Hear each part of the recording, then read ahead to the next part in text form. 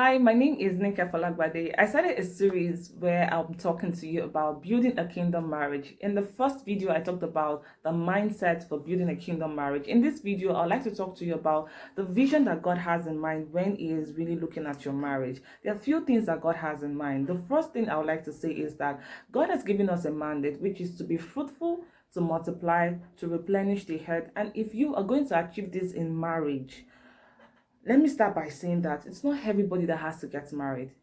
Jesus said that there is a grace and aptitude for those who get married, that you need to exhibit that grace. If you don't have that grace and aptitude, then you should not get married yet. But then if you're married already and you still want to fulfill God's purpose on earth, remember that marriage can become a distraction. So the both of you want to really achieve complementing each other, being a helper to each other, and this can only happen when there is unity. Unity is very key. So this is one thing that has to be in God's mind, and is saying, if one of you can stay united, if your ways can please the Lord, even your enemies will be at peace with you. In Psalms 133, God talks, it talks about unity and the power of unity, the blessings that it brings to you. One of the beautiful things about a kingdom marriage also in God's eyes is that it helps to model to the world the relationship between Christ and the church, which has a lot of service, humility, love, respect, submission, faithfulness, and so much around it. And this can only happen when you allow God to work in you, through you, and for you. Another beautiful thing about a kingdom marriage is the kinds of offspring that you bring on earth.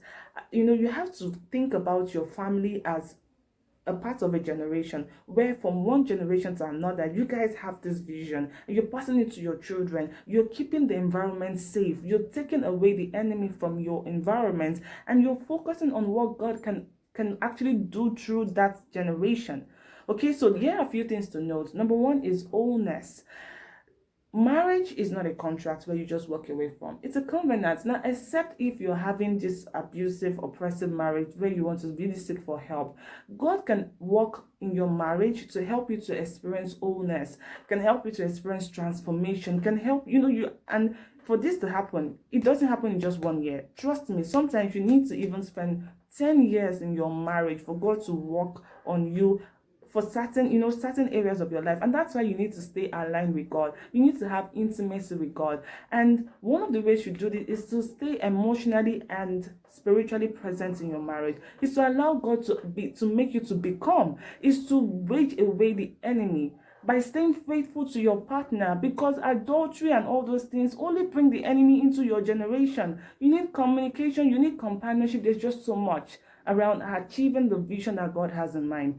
But when you have this common vision, every time something goes wrong, you will always go back to the vision and say, what can we do? Because we need to stay united. We need to achieve God's purpose. We need to produce godly offspring. When this vision is always in your mind, you would actually find yourself focusing more on how to please your spouse rather than you just pleasing yourself. In the next video, I'll talk to you about strategy, because that is one of the things you want to pay attention to when building a kingdom marriage. You can connect with me via nikefolagbade.com. Send me an email if you need me to help you with in terms of your marriage. I'm here and I've got a blueprint that can actually help you make that work. Thank you for watching.